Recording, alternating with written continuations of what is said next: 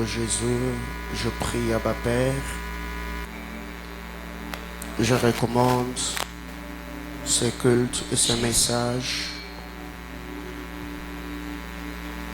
à ton esprit. Plaise à toi, Éternel, de parler à Manaïm Lubumbashi. Je voudrais, Père éternel, que tu parles au pasteur Jonathan et Manaïm Kasumbalesa. Je voudrais que tu parles au pasteur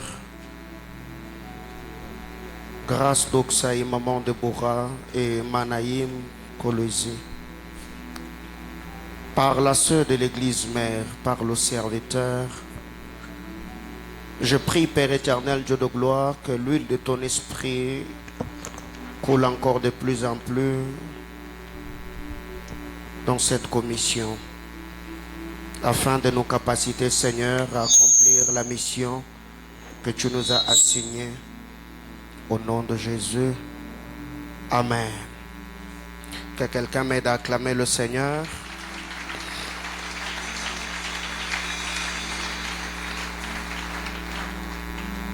Si on a déjà lancé le direct, je vais nous prier juste de nous connecter et partager la vidéo. On peut rester assis. Ouvrons nos Bibles. Genèse 49, le premier et le deuxième verset. Genèse 49, du premier, le verset 1er et le verset 2.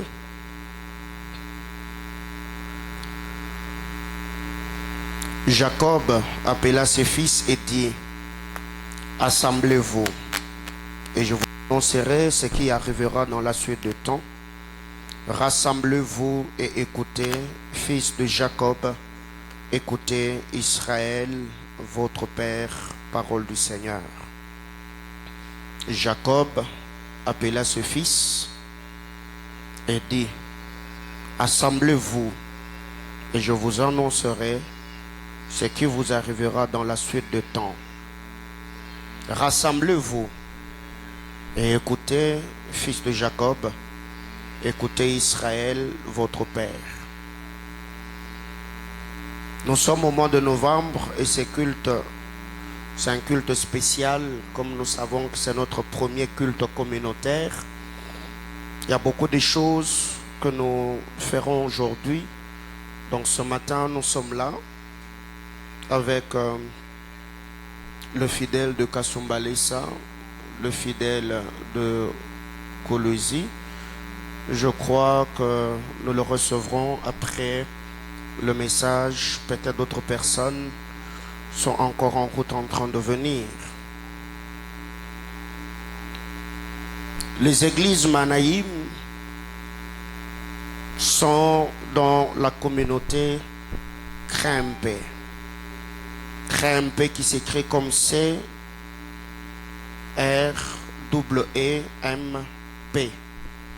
Krempe qui veut seulement dire centre de réveil et d'éveil, d'équipement de missionnaires prophétiques. Centre de réveil, d'éveil et d'équipement de missionnaires prophétiques. C'est cela le nom de notre communauté. Mais toutes les églises Manaïm sont dans la communauté Krempe. Alléluia. Amen, amen. Alors, déjà, ce matin, par la grâce du Seigneur, je me forcerai, comme j'étais en train de le dire, afin de libérer le fardeau que le Seigneur a déposé dans mon cœur ce matin. Amen, amen. Alléluia. Alors, ici, nous voyons Jacob qui appelle. Protocole, soyez sensibles. S'il y a d'autres personnes qui arrivent, certains ouvriers peuvent céder leur place. Alors, je suis en train de dire, nous voyons le père Jacob qui fait appel à ses enfants. Avant, Jacob dit, assemblez-vous, fils de Jacob, rassemblez-vous et écoutez. C'est cela le thème autour duquel nous allons nous entretenir ce matin. Rassemblez-vous et écoutez. Mon exhortation ou la pensée que le Seigneur a déposée dans mon esprit ce matin, je l'ai répartie en 3 grands axes. Premièrement, je parlerai de qu'est-ce qui fait la force de grandes communautés. Ce qui fait la force de grandes communautés. Deuxièmement, je parlerai de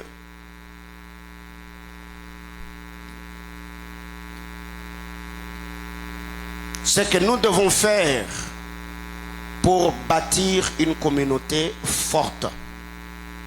Nous, la communauté Crimpé, que devons-nous faire pour bâtir une communauté forte? Et en dernier lieu, plutôt ce que nous ne devons pas faire. Ce que nous ne devons pas faire. 2, ce que nous ne devons pas faire. 3, ce que nous devons faire. 1, ce qui fait la force de communauté. 2, ce que nous ne devons pas faire à notre niveau. 3, je m'entretiendrai avec vous sur ce que nous devons faire par la grâce du Seigneur. Alors déjà, faute de temps, de peur que Daddy Bernard ne me trouve sans pour autant finir ce que je veux dire. La première des choses qui fait que ceux qui ont de grandes communautés aujourd'hui bâtissent ou fassent le travail qu'ils ont fait, la première des choses, c'est la compréhension de la vision. La compréhension de la vision. C'est une première chose qui fait la force de communautés fortes ou de communautés stables, de communautés épanouies ou de communautés qui ont émergé. Depuis un moment, j'ai mis un décodeur dans ma chambre et je passe tout mon temps à suivre des églises anglophones. Ces églises m'inspirent beaucoup.